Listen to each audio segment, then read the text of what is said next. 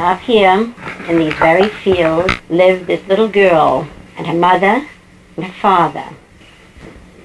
Gilda was a lovely little blonde girl, very sweet, very good. She listened to her mother and her father, and she did everything that she was told. But sometimes she was a little unhappy. She had no one to play with. Now you know how you would feel if you had no one to play with. Look at all the boys and girls you have to play with here. Well, little Gilda was all by herself, and she would go out into the fields and she would play with the animals because they were her friends. She had a pet deer, she had a pet skunk, she had many pet chipmunks, and they were all her friends. She got to know the forest and the fields just like Hiawatha did. She would go out for hours at a time, and when she came back, her mother would say, "Gilda, where were you? What were you doing?" And Gilda would say, "Well, I was just out with my friends." And her mother would say, "What friends?" very sadly, because she felt very, very bad that poor Gilda had no one to play with, no brothers and no sisters when she was a little girl. Then one day Gilda went out, and when she went through the fields, she thought she saw an Indian lad. She took a second look, and sure enough, there was a nice young dark-skinned boy. And first she ran. She ran very fast, and she ran home. She was just about ready to tell her mother that she saw an Indian and that her father should come out with his gun and shoot, because that's the way she was trained. But something stopped her. She didn't know what it was. And the next day she went out again to see whether that little boy was there. And sure enough, there was the same little Indian boy. Day after day she went out. She didn't talk to him, she saw him. He didn't talk to her. And he went back into the woods. But little by little, they became good friends. This strange, dark-skinned boy and this pretty, blonde, blue-eyed little girl. So here was this little Indian boy, dark and bright and lovely, making a friend of this sweet little blonde girl. Now, do you think that Gilda ever told her mother about her friendship with little Angitaha? No, she didn't dare, because she knew that if she did, her mother would be very, very angry. So she said nothing. But she met him every day, and she played with him, and they grew to be very good friends. Then when they grew up, and they were no longer little boy and little girl, they suddenly realized that they had fallen in love with one another, and that's where the trouble began. When the mother realized that Gilda was going out into the fields and the woods to make an appointment to meet Angitaha, she decided she'd better do something about it. And she spoke to Gilda, and she said, "Gilda, my child, tell me, who is this boy? Where does he come from?" And Gilda said, "Oh, mother, he is a lovely, fine young man, and I like him." And her mother said, "But Gilda, you shouldn't be seeing him. You know how your father feels about the Indians. The Indians are not our friends." And Gilda said, "No, mother, they are our friends. Angitaha and his father, the chief, they will not hurt us." Her mother felt so sorry for Gilda because she was her only child. And she said, "Well, you may go and meet him, but don't let your father know what's going on." So Gilda continued to meet Angitaha down a way, right beyond Lover's Lane. And she met him there, night after night after night. But she knew enough to come home before her father got home, because he would have something to say to her if she wasn't in when he got home after he was finished milking and working in the field. Now, one time, there was a great big feast in town, and all the Indians were coming down to this great big party. the Dutch decided that they would be friends with some of the Indians in the neighborhood because they hadn't caused any trouble. So they thought they would throw this big party and invite all the Indians from the neighborhood. And at this special party, there was a dance, and little Gilda, dressed in her very best, was taken by her mother and her father to this festival. And at the festival, where she sat with mother and father and Uncle Elias, out came the Indians in their best Indian regalia. Now, Mr. Van Gelder couldn't see the beauty in a dance like that. All he could see was that they were red-skinned Indians. And he said to his brother, "I don't like this. We must protect our families against these redskins. Let us get them out of the neighborhood. Let us fight them." But his uncle said, his brother, the old uncle said, "No, treat them kindly. They are our friends." And so there was always friction in the household. Gilda's father said, "Keep away from the Indians." And all the time, Gilda was meeting Angitaha on the sly.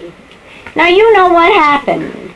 They grew up, they fell in love, and they decided to run away because their parents wouldn't permit them to be married and to live here in their home. And so they left this tranquil setting and they ran away.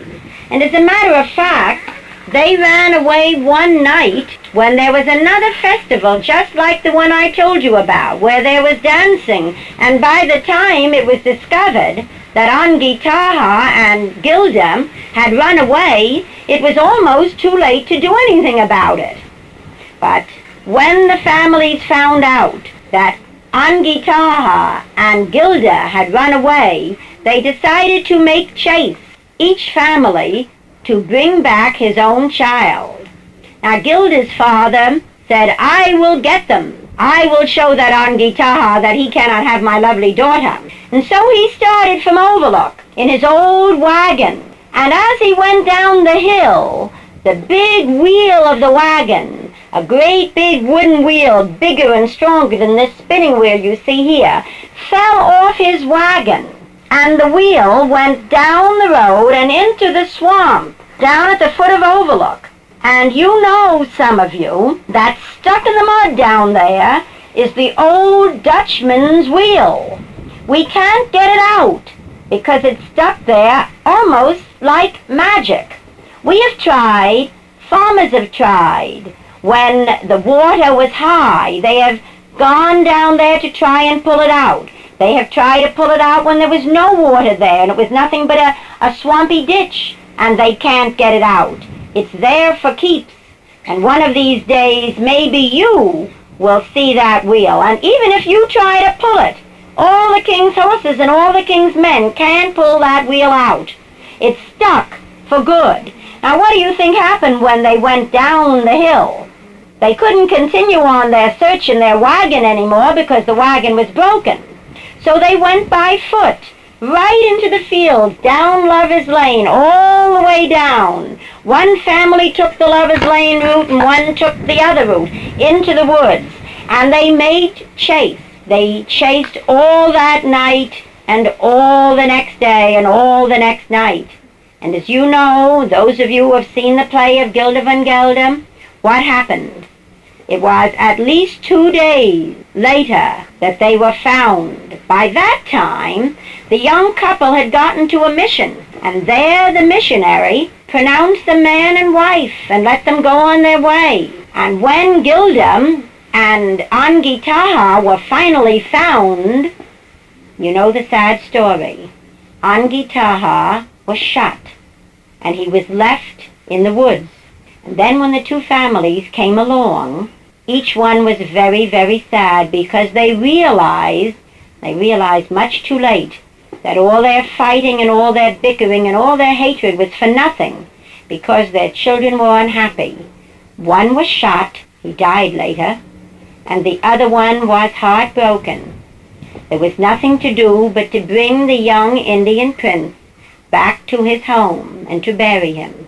And Gilda went back home with her mother, She went back home with her mother because she was a good girl, and she didn't know what else to do. She was barely 16, and there she sat in her mother's house, day after day, just staring into space. She didn't care what happened. She didn't care what happened to her because her Indian lover was gone. This lovely, dark-skinned, dark-eyed boy wasn't to be around anymore. And she would just sit, staring into space. Her mother would get her to help her occasionally, but she didn't have the heart to spin or to make the candles or to bake. And as the months went by, she grieved more and more. And when her twins were born, she didn't even want to look at them. She didn't care what happened to them. And her mother was very sad. And she nursed Gilda. And she tried to make Gilda understand that there was nothing could be done for Angitaha anymore, that she must take care of her little babies. And one little baby looked just like Angitaha, a dark-skinned, dark-eyed child. And the other one looked just like Gilda, beautiful, blue-eyed, white-skinned, blonde-haired baby. And finally, they made her look at the children, and she became interested once more in her children. And she would sit this way, rocking the babies in the cradle and spinning. And as she rocked and as she spun, she would sing the song that she and Angitaha sang when they walked down Lover's Lane together. Now Gilda sat and she rocked the cradle, and she hoped that her Indian lover would come back to her. And one night she had a dream that he returned, and she cried out in her sleep. And her mother came to her and said, "Gilda, what is it?" And she said, "Mother, Angitaha is here. I know he is." And her mother said, "No, Gilda, that cannot be. But mother, I know it. He has brought with him a message. He is telling me something. He wants me to take his children and to bring them over to his father and to show the children to his father." And her mother tried to calm her, and she thought that Gilda was very sick. She took Gilda and put her to bed, and she nursed her. And it was many, many months later that she awoke. She had a fever, but she came out of it. She said, "I am going out to the woods, and I am going to find Angitaha's father." And she did. And she brought him to the house, and she showed him the baby. He looked at the children, and he said, "Are these the children of my Angitaha? Then I would take them back with me. And I would take the boy into the forest, and I would train him to be a hunter like his father." And Gilda's father said, "You will never do that. They are my grandchildren. They are going with me. I am going to teach them and to train them to be Dutch traders." And the men started to fight again. And Gilda said, "Oh, father and my father-in-law, be good, be kind. Don't you realize nothing will come of all this quarreling? Let us be friends. Let us live together in peace." And so old man Elias Van Gelder came and said, "Let us make a pact that there will be no more rivalry and no more hatred between us." And as he took the children and put them in the hands of the father, he sang this song. We all are God's little children, all alike before his eyes. The love we have within our hearts is the key to paradise. So open your hearts and give yourself a chance and see what a little love can do. For when we find one another, then each unto each is a brother. For we are God's little children, and made in the likeness of him. Let us pray that all is one. On this day we shall have won our neighbor's love forevermore. When Gilda heard that song, She knew in her heart that the dream she had several months before, when she was taken so ill, was a real thing. She knew that she had really seen the spirit of Angitaha, because that is the song which he sang to her. And then she said, "Mother, there is a sign. Angitaha told me that he would leave in these fields a sign for his children and for all children who ever come to this beautiful land. And the sign will take the place of treasures which he will drop around here to be picked up by all the lovely little children who ever roam these fields. And if they go in search of them, they too will find treasure.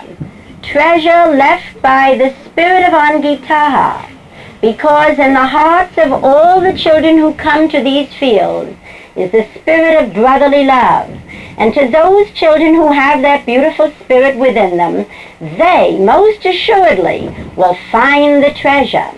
And as I was walking through the fields with Mr. Erickson today, looking down this great, big, deep well, the well of truth, I pulled up these old papers made of sheepskin, and on them were hints, little cues, little stories, telling us where you, the children of tranquility, would find the treasures that have been left by Angitaha, because he has left many treasures for many children, and it is you who can find them if you are smart, if you are clever, and if you are quick of foot and gay of heart. You may all find the treasures that have been left by Angitaha.